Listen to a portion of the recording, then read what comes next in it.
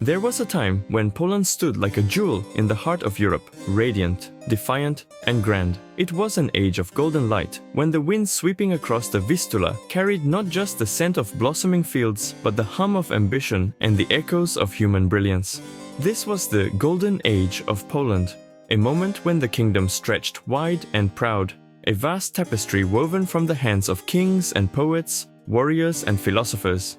Here, between the 15th and 17th centuries, Poland was not merely a nation, it was an idea, bold, free, and luminous. The soul of this era burned brightest under the Jagiellonian dynasty, a house that stitched together crowns like a master weaver of destiny.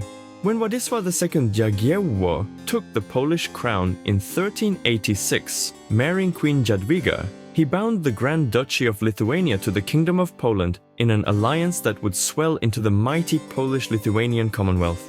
This union was no fleeting affair, but the seat of a grand republic, a realm where the East met the West and the winds of the Renaissance swept through gilded halls and market squares alike.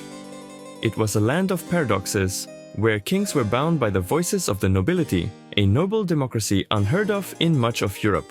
The Szlachta, that proud and restless class of nobles, stood as guardians of liberty. Within the marble chambers of the Sejm, they wielded the liberum veto, a fragile but potent expression of individual freedom. Power in Poland was not simply the crowns to hold, it was scattered like gold dust across the palms of those who dared to grasp it. Yet the true wealth of this age lay not in power alone, but in the bloom of culture and thought. In Krakow, the city of kings, the great Jagiellonian University stood as a beacon of learning, where scholars dissected the heavens and the human soul with equal fervor.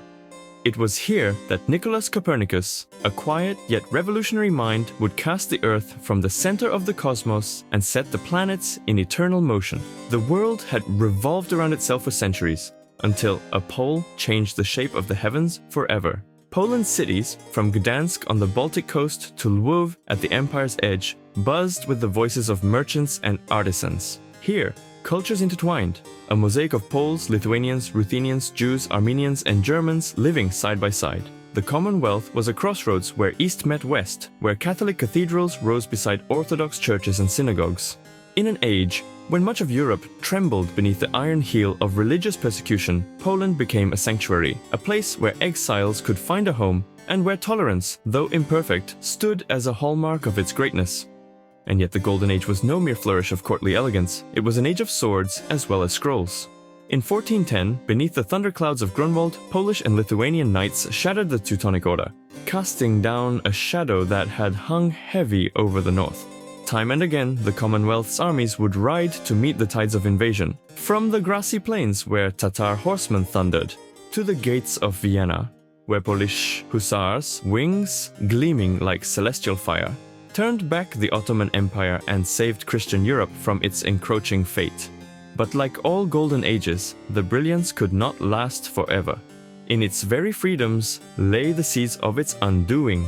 The liberum veto, once a symbol of liberty, grew into a poison, paralyzing the same with the whisper of a single dissenting voice. Neighbors once held in check grew bold, yet, in this twilight, the embers of greatness refused to die. Even as the age faded, the memory of its glory cast long shadows over the centuries to come. For Poland's golden age was more than a chapter in a history book. It was a dream of what a nation could be. It was a time when freedom reigned not as a gift of kings, but as the birthright of every citizen. It was an age of light in a world so often veiled in darkness. And though the sun would one day set on the Commonwealth, its golden glow would never truly fade from the hearts of those who remembered. For in that fleeting moment, Poland was not merely a kingdom, it was a beacon to the world. Dziękuję. Like and subscribe or you will experience serious pain.